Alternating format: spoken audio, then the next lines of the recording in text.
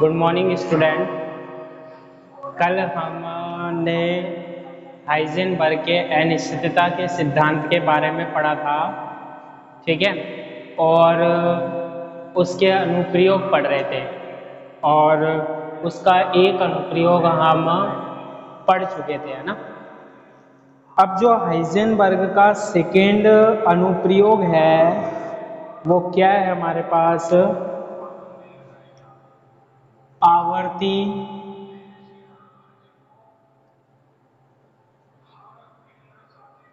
आवर्ती दोलक की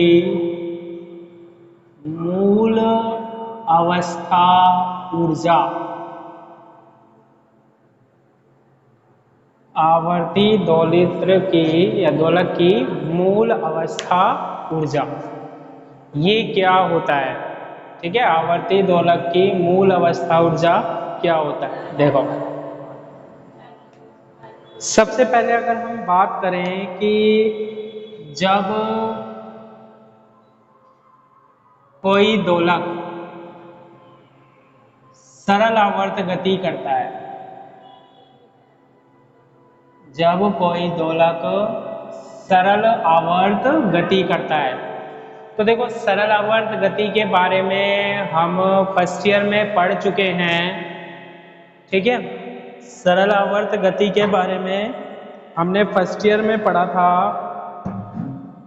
और उसमें हमने क्या पढ़ा था कि जैसे सरल दोलक की गति, एक हमारे पास क्या है, पिंड है, ये वस्तु है, और इसको जब हम खींचकर छोड़ते हैं तो इसकी जो गति होती है वो कौन सी गति होती है? सरल आवर्त गति होती है। और सरल आवर्त गति की ये जो दोलक होती है इसमें दो तरीके की ऊर्जा होती है। एक तो होती है कौन सी? गतिज ऊर्जा, और दूसरी होती है हमारे पास कौन सी? स्थितिज ऊर्जा। एक तो कौन सी होती है? गतिज ऊर्जा होती है, और दूसरी कौन सी होती है हमारे पास? स्थितिज ऊर्जा होती है। तो जब कोई दोलक सरल आवर्त गति करता है तो उसकी जो ऊर्जा हम देते हैं, उसकी ऊर्जा देते हैं, वो कैसे देते हैं? E बराबर 1/2 mv², ये कौन सी ऊर्जा होती है? गतिज ऊर्जा, प्लस 1/2 m ω02 x², ये कौन सी ऊर्जा होती है? स्थितिज ऊर्जा। कुल ऊर्जा क्या होती है? गतिज ऊर्जा प्लस स्थितिज ऊर्जा होती है। x क्या है? ये विस्थापन होता था। ω0 क्या होती थी? इसकी आवृत्ति होती है। ये हमने कहाँ पढ़ा था? फर्स्ट ईयर में मैकेनिक्स में पढ़ा था, है ना। अब देखो, ये जो फॉर्मूला होता है E = ½ mv², ठीक है। 2 को इधर मल्टीप्लाई कर लिया, 2E = mv², ठीक है। ऐसे लिख सकते हैं हम। और 2E बराबर क्या? mv²।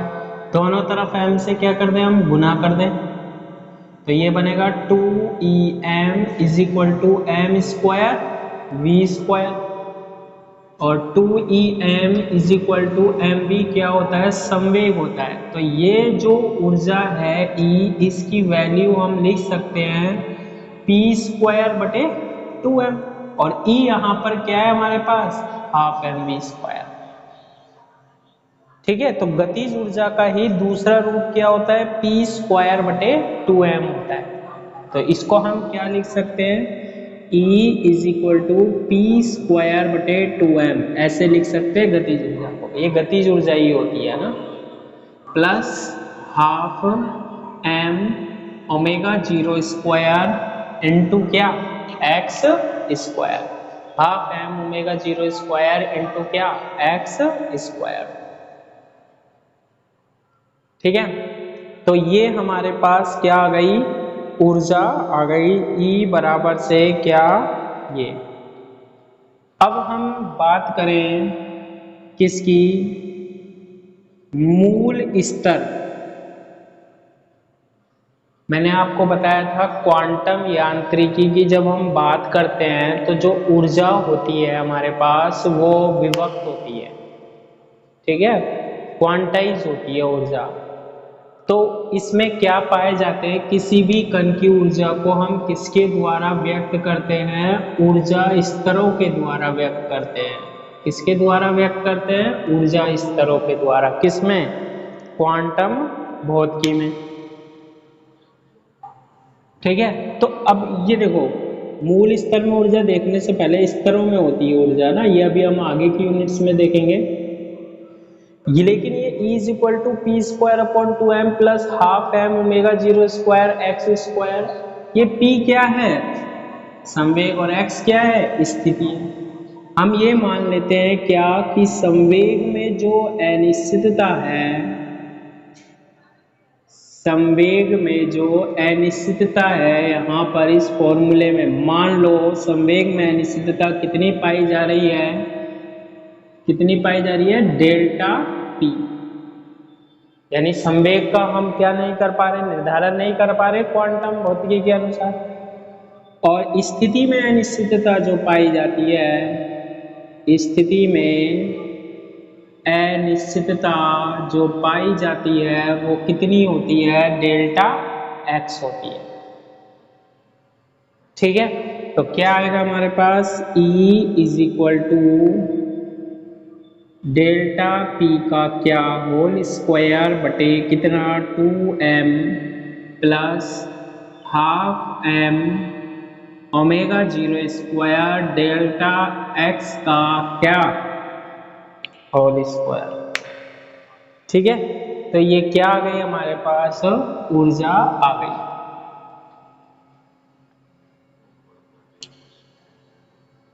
आगे देखिए,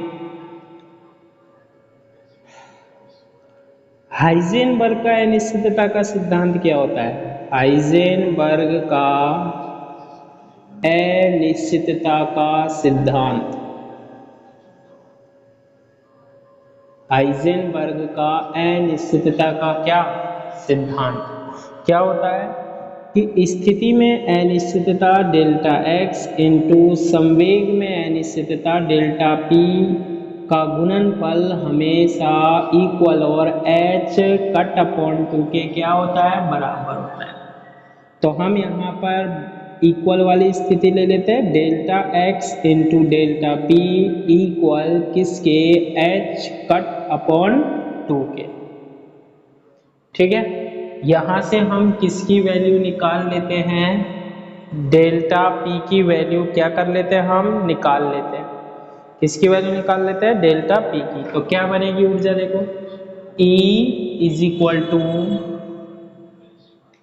कितना, 1 अपॉन क्या, 2m, और डेल्टा p की वैल्यू यहाँ से अगर हम निकालें तो क्या बनती है, delta p is equal to h cut upon 2 into delta x। Delta p की value h cut upon 2 into delta x यहाँ पर हम रख देते हैं, तो ये बनेगा हमारे पास क्या, h cut upon 2 into delta x का क्या, होल स्क्वायर बन जाएगा, ठीक है। h cut upon 2 into delta x का क्या बन जाएगा, होल स्क्वायर बन जाएगा, है ना, प्लस हाफ क्या आ रहा है, m ओमेगा 0 स्क्वायर इंटू क्या, डेल्टा x का क्या, होल स्क्वायर, ठीक है। तो ये हम किसकी वैल्यू निकाल रहे हैं, ऊर्जा की वैल्यू निकाल रहे हैं। इतना निकालने के बाद हम इसे क्या कर सकते हैं, सोल्व कर सकते हैं। और देखो, तो जब हम इसको क्या करते हैं, सोल्व करते हैं, तो इसमें हाफ आ रहा है, इसमें भी हाफ आ रहा है, तो हम हाफ को क्या ले लेते हैं, कॉमन ले लेते हैं। हाफ को क्या ले लिया हमने, कॉमन ले लिया, हाफ कॉमन आ जाएगा तो ये h कट जो है इसका स्क्वायर बचेगा। यहाँ क्या बच रहा है, m और क्या बन रहा है 4 और डेल्टा x का क्या होल स्क्वायर। तो क्या बनेगा h कट का square 4m into delta x का क्या होल स्क्वायर प्लस यहाँ बनेगा m omega 0 square delta x का क्या होल स्क्वायर बन जाएगा। इतना बनने के बाद ये किसकी वैल्यू निकल गई हमारे पास ऊर्जा। अब देखो मूल अवस्था में ऊर्जा देखनी है, न्यूनतम ऊर्जा देखनी है, इसमें भी न्यूनतम ऊर्जा देखनी है। तो हम जानते हैं E के न्यूनतम के लिए, E के किसके लिए न्यूनतम के लिए हमने किसके बारे में पढ़ा है, मैक्सिमा और मिनिमा के बारे में पढ़ा है कि मैक्सिमा मिनिमा क्या होता है ना, उसकी सहायता से हम इसको निकाल सकते हैं। मैक्सिमम मिनिमम क्या होता है कि डी ई अपॉन और स्थिति है डेल्टा एक्स, यानी ऊर्जा जो हमारे पास स्थिति के साथ चेंज हो रही है इसकी वैल्यू किसके बराबर होनी चाहिए 0 के। ये क्या है मैक्सिमा मिनिमम, यानी कि इस इक्वेशन का हम क्या कर दें अवकलन कर दें और उसको किसके बराबर कर दें हम 0 के बराबर कर दें तो हमारे पास क्या निकली आएगी एक वैल्यू निकली आएगी। इसे दे देते हैं हम इक्वेशन नंबर 1। ठीक है, इसे क्या दे दिया इक्वेशन नंबर 1। तो D E upon delta X is equal to 0 half आ रहा है तो हम क्या लिखेंगे हाफ लिखेंगे। ठीक है, हाफ आ रहा है तो हम क्या लिखेंगे हाफ लिखेंगे और उसके बाद H cut square upon 4m तो ऐसे का ही आएगा। अब ये बन रहा है क्या 1 अपॉन एक्स स्क्वायर, तो x के सापेक्ष ही हमें इसका डिफरेंशियल करना है तो ऊपर ले जाते हैं x की पावर -2 एन एक्स एन -1 से करते हैं तो कितना आता है -2 अपॉन एक्स की पावर 3। तो इसका डिफरेंशियल कितना होता है -2 अपॉन एक्स की पावर 3, डेल्टा एक्स की पावर कितनी आएगी 3 आ जाएगी। ठीक है, इसके बाद आ रहा है प्लस m ओमेगा 0 स्क्वायर है ना, और इसका उकलन करो आप, इसका उकलन करो एक्स स्क्वायर का डेल्टा एक्स की पावर 3 अपॉन 3 और ई का करोगे तो क्या आएगा D E upon delta x. Delta x के सापेक्ष हमने क्या कर दिया इसका अवकलन कर दिया। अब करना क्या है हमारे पास, सॉरी ये वाला जो अवकलन है देखो डेल्टा एक्स का एक्स की घात n से करोगे तो n x n -1 तो कितना बनेगा ये 2 इंटू डेल्टा एक्स। डिफरेंशियल करना है इंटीग्रेशन नहीं करना ना, डेल्टा एक्स का तो 2 तो आगे आ जाएगा और एक पावर घट जाएगी तो कितनी बचेगी हमारे पास 2 इंटू डेल्टा एक्स बचेगी। ठीक है, इसको हम क्या करते हैं आगे सोल्व करते हैं तो देखो इसको किसके बराबर करेंगे हम 0 के बराबर करेंगे, कर दें 0 के बराबर तो क्या होगा देखो half H cut square upon 4m ये कैसा हो जाएगा माइनस का इंटू 2 अपॉन डेल्टा एक्स की पावर 3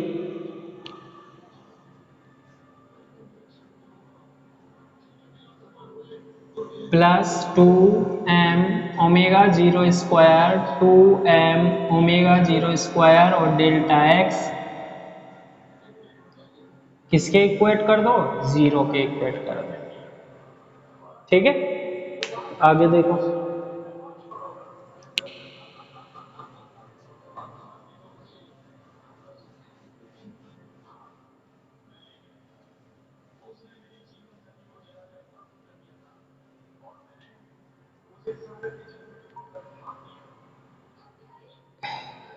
ये 2 यहाँ चला जाएगा 0 हो जाएगा तो इस पार्ट को हम कैसे लिखेंगे देखो ये माइनस का बराबर के बाद जाएगा प्लस का हो जाएगा तो इसको हम ऐसे लिख सकते हैं दोनों प्लस हो जाएंगे 2m omega 0 square delta X is equal to और ये बराबर के बाद ले जाओ प्लस का एच कट का square 4m into 2 upon delta X की पावर कितनी 3। जो कैंसिल हो रहे हैं वो काट देते हैं। देखो ये 4 से ये 2 से ये 2 क्या हो गया कैंसिल।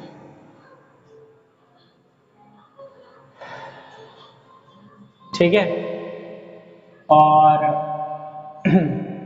इस डेल्टा एक्स की पावर 3 को यहाँ लेके आएंगे, कितना बनेगा डेल्टा एक्स की पावर कितना 4, और बाकियों को इधर ले जाते हैं हम एच कट स्क्वायर बटे नीचे बच रहा है हमारे पास 2m और यहाँ भी 2m यानी 4m स्क्वायर बच जाएगा, और क्या बच जाएगा ओमेगा 0 स्क्वायर। इसे दे देते हैं इक्वेशन नंबर 2। ठीक है, इक्वेशन नंबर 2, इसकी पावर कितनी है 4 है। इसको और सोल्व कर लेते हैं, चलो स्क्वायर और सोल्व कर लेते हैं। तो एक बार इसका रूट लो, डेल्टा एक्स का स्क्वायर इज इक्वल टू क्या आ जाएगा एच कट का स्क्वायर का, तो एच कट आ जाएगा, 4 का कितना आ जाएगा 2 आ जाएगा, एम स्क्वायर का कितना आ जाएगा एम आ जाएगा, और ओमेगा 0 स्क्वायर का क्या आ जाएगा ओमेगा 0। तो डेल्टा एक्स का स्क्वायर इज इक्वल टू क्या आ जाएगा H cut upon 2m omega 0 आ जाएगा, निकल गया। तो देखो E की वैल्यू हमें ये मिल गई थी, ऊर्जा की जो वैल्यू आई थी हमारे पास वो ये आई थी E की वैल्यू है ना। इसमें हमने कंडीशन लगाई कि E के न्यूनतम होने के लिए D E upon delta x किसके बराबर कर दिया हमने 0 के, हमने अवकलन किया 0 के बराबर किया, तो उससे हमारे पास ये वैल्यू निकली आई कि डेल्टा एक्स का होल स्क्वायर किसके बराबर होगा H bar upon 2m omega 0 के। ठीक है, यानी कि ये वो वैल्यू है जिस पर ऊर्जा का मान क्या मिलता है हमें न्यूनतम मिलता है। तो इसको इसमें रखेंगे हम, किसमें इक्वेशन 1 में, समीकरण या इक्वेशन 1 से क्या बनेगा देखो E जो है अब वो क्या मिलेगा हमारे पास मिनिमम मिलेगा, E minimum is equal to क्या आएगा 1 अपॉन कितना 2, कितना आएगा 1 अपॉन 2। उसके बाद एच कट स्क्वायर आ रहा है, एच कट स्क्वायर बटे नीचे आ रहा है 4m, ये देखो 4m, और डेल्टा एक्स स्क्वायर नीचे है तो जो ऊपर है वो तो नीचे चला जाएगा एच कट, और ये ऊपर 2m कितना omega 0 plus m omega 0 square, और डेल्टा एक्स स्क्वायर की वैल्यू कितनी है H cut upon 2m omega 0। ठीक है, अब देखो एक एच कट से एक एच कट क्या हो गया कैंसिल हो गया, एक एम से एक एम भी क्या हो गया कैंसिल हो गया, यहाँ पर एक एम से एक एम कैंसिल, और एक स्क्वायर से एक ओमेगा 0 क्या हो गया कैंसिल हो गया। तो E मिनिमम की जो वैल्यू आएगी वो कितनी आएगी 1 अपॉन 2, तो ये आएगा हमारे पास देखो ये 2 से ये 2 बार कैंसिल हो जाएगा है ना, ये 2 भी कैंसिल हो जाएगा कितनी बार 2 बार। तो ऊपर तो हमारे पास बच रहा है क्या एच कट इंटू क्या ओमेगा 0 बटे नीचे कितना बच रहा है 2 बच रहा है, और यहाँ पर ऊपर क्या बच रहा है एच कट, यहाँ क्या बच रहा है ओमेगा 0 बटे नीचे कितना बच रहा है हमारे पास 2 बच रहा है। ठीक है, अब देखो H cut into omega 0, H cut omega 0, और इसमें भी 2 का भाग है इसमें भी 2 का भाग है, तो आधा प्लस आधा कितना हो जाएगा 1, हाफ प्लस हाफ कितना हो जाएगा 1 हो जाएगा। ठीक है, तो ये क्या बनेगा हमारे पास एच कट इंटू क्या ओमेगा 0 बनेगा है ना। तो ऊर्जा जो आएगी हमारे पास न्यूनतम ऊर्जा वो कितनी आएगी E minimum is equal to half H cut omega 0।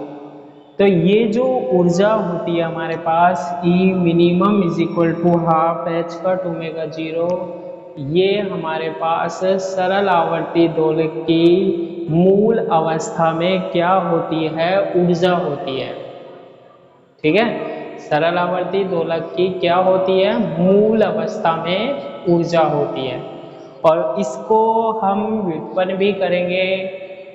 ठीक है, आगे जब हम थर्ड और फोर्थ यूनिट पढ़ेंगे तो उसमें ये हम क्या कर लेंगे, ड्राइव भी कर लेंगे कि न्यूनतम ऊर्जा जो होती है सरल आवर्त दोलक की वो कितनी होती है, हाफ एच कट इंटू क्या होती है, ओमेगा 0 होती है। ठीक है, तो ये जो ऊर्जा निकाली है वो कौन सी भौतिकी के अनुसार निकाली है, एक बात ये ध्यान रखना, क्वांटम। ठीक है, क्योंकि अगर हम चिर सम्मत के अनुसार देखें तो हमारे पास वैल्यू चेंज होगी। ठीक है, तो ये जो ऊर्जा है ये क्वांटम यांत्रिकी के अनुसार, क्वांटम यांत्रिकी के अनुसार, ठीक है, तो ये बात ध्यान रखनी है कि ये किसके अनुसार है, क्वांटम यांत्रिकी के अनुसार।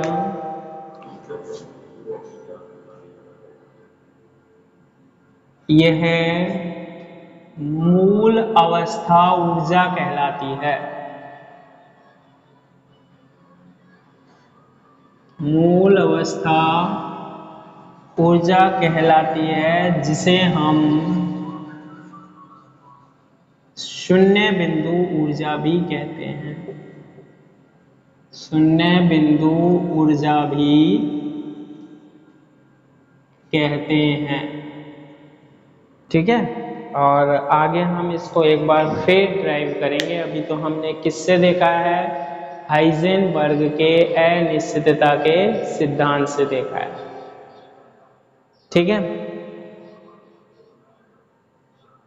किससे देखा है, हाइजेनबर्ग के अनिश्चितता के सिद्धांत से।